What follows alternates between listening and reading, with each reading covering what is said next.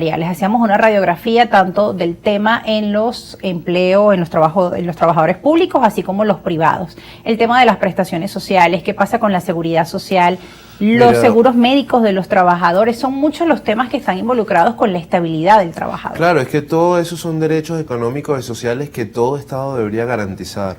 De hecho, en la ONU dice que a pesar de que el Estado sea pobre o que tenga pocos recursos o que tenga limitaciones importantes, es obligatorio garantizarlos. Y Venezuela es un país rico. Venezuela es un país inmensamente rico, pero tiene una cantidad inmensa de recursos naturales, tiene una gran cantidad de personas muy bien formadas en universidades, tiene infraestructura. Lo que pasa es que ha sido muy mal administrado. Es como un boxeador. Fíjate, Mike Tyson ganó en su carrera de los años 80, 90, casi 200 millones de dólares y se declaró en bancarrota. Entonces Venezuela administró alrededor de $1 trillón. Una cantidad de recursos en comparación con otros países muy alta, ¿no? $1 millón de dólares es equivalente a 10 planes Marshall. Con un plan Marshall se recuperó Europa después de la Segunda Guerra Mundial, la mitad de Europa. Acá en Venezuela se han gastado 10 planes Marshall en los últimos 20 años. ¿Y ahora qué se debe este gran desplome? ¿A qué se debe? Fundamentalmente, como se explica en el informe, es el hiperrentismo petrolero.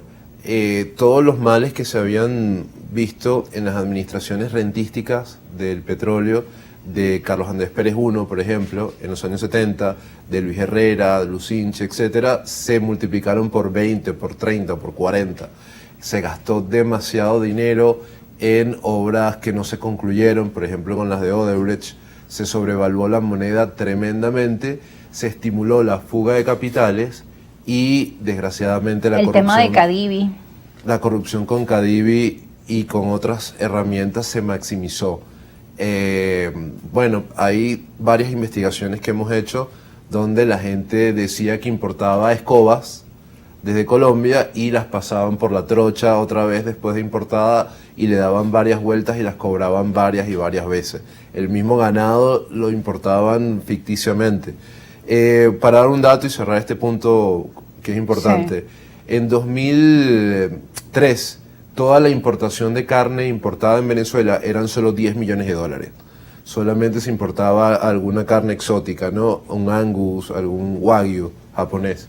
En el 2012 se llegó a $1.800 millones de importación solo de carnes. Y el consumo de carnes había bajado en comparación con el año 2003. O sea, se comía menos carne y se importaba muchísima más carne. Entonces, gran parte de esa importación fue completamente fraudulenta, de personas que hicieron una cantidad de dinero grosera y que fueron arruinando poco a poco al país. PDVSA vendía los dólares tan baratos que teniendo en el 2011 un ingreso de $100.000 millones, tenían que pedir al Banco Central dinero en bolívares para pagarle a sus empleados. Es una locura lo que sucedió y lo que aún sucede. El caso de corrupción de PDVSA en la época de Rafael Ramírez es motivo de investigación. Hemos escuchado pues todos esos informes ofrecidos ahora por el fiscal, por el ejecutivo. Sin embargo, estas denuncias llegaban mucho antes dentro de la Asamblea Nacional y no se discutían en la forma en la que se necesitaba que se discutiera. Y no se investigaba nada. Y hay algo muy importante: la gasolina no se debió regalar. Si PDVSA no hubiera regalado la gasolina por 15 años, que es el cálculo que nosotros hicimos, 2001 a 2016, tuviera $184.000 millones de ingreso, si lo hubiera vendido a $0.50 el litro. Pero como la regaló en gran parte de todos esos años, esa gasolina se fue a contrabando a Colombia, sí. Se fue a contrabando a las islas del Caribe, a Brasil, y llenó los bolsillos de algunas personas, destruyendo a PDVSA. Imagínate tú lo que es quitarle $184.000 millones a una empresa. Es un desfalco y es una vergüenza para la nación. Un crimen, y bueno, todo esto se está estudiando, se está investigando, está en desarrollo todos estos hechos lamentables y que preocupan a nuestra población, que además exige justicia, transparencia con todo esto, sobre todo por los momentos que estamos viviendo. Ahora, a pesar de esto, Hoy por hoy hay un clima donde muchos dicen que Venezuela se está arreglando, que Venezuela se arregló. Veíamos hoy un informe de Data Análisis donde decían que la población venezolana en un 40% siente que su situación mejoró. También hay otra encuesta de Interlaces que, por cierto, publicó el Universal y el equipo de producción tiene por allí, donde también esta estimación de Interlaces apunta que 58% de la población venezolana siente que la situación económica del país está mejorando. Y ahí teníamos las gráficas que tú nos indicabas, como en este año 2020 hay un pequeño crecimiento. A pesar de todo, ¿se puede hablar de una recuperación más que crecimiento quizá? Yo no hablaría de recuperación. Fíjate un cálculo. De 2013 a 2020, la estimación general es que la economía ha caído en 80%. Imagínate una persona que pesaba 100 kilos en 2013 y en 2020 apenas pesa 20 kilos. Entonces, si esa persona aumenta 10%, va a pasar de 20 a 22 kilos solamente.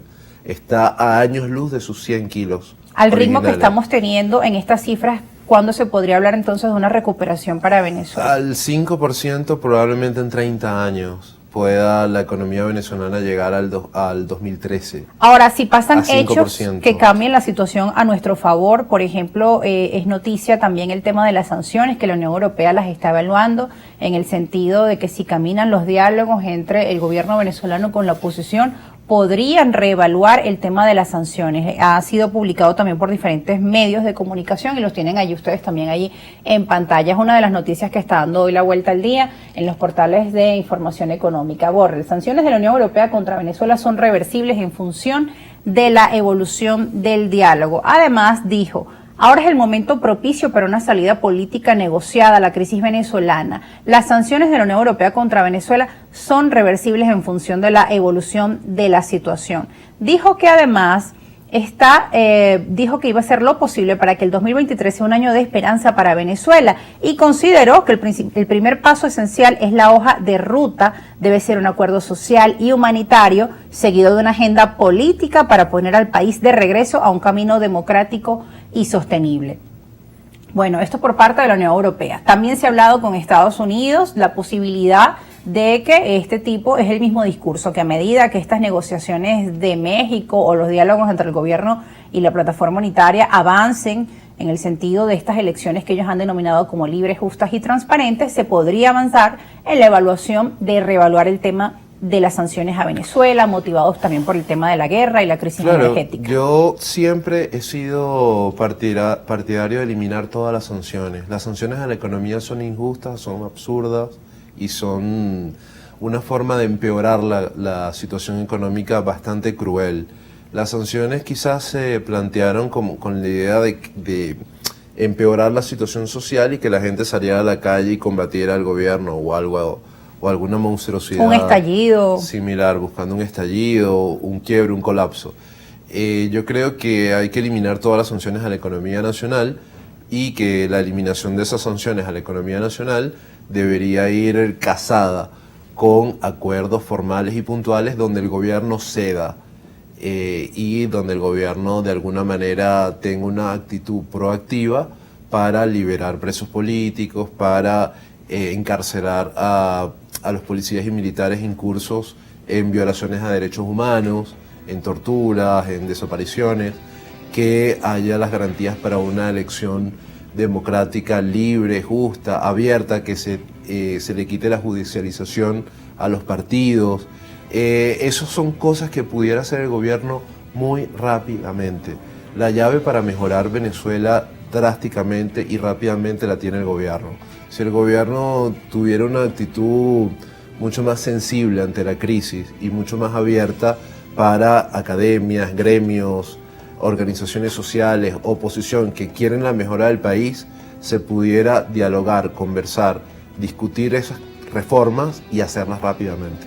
Bien, al regreso de la pausa vamos a estar hablando de esta situación que nos describes. Estamos hablando de un drama que viven la gran mayoría de la población venezolana, los trabajadores, especialmente el sector público. Sin embargo, hemos visto también por parte de algunos medios de comunicación digitales o de algunos influencers compartiendo, ¿no?, que Venezuela se ha arreglado, que la situación está muchísimo mejor, invitando a que la población regrese a Venezuela, e incluso muestran los locales que están llenos en algunos espacios. Hemos visto, por ejemplo, acá en Caracas, Las Mercedes está llena de nuevos espacios locales gastronómicos de todo tipo, abiertos, oficinas, carros de lujo, que además los Ferrari, que bueno, que Venezuela vendió una gran cantidad. 19. Es decir, entonces, bueno, bajo estas circunstancias algunos dicen, no, pero la cosa no está tan mal en Venezuela. De eso vamos a estar hablando al regreso. No se aparten.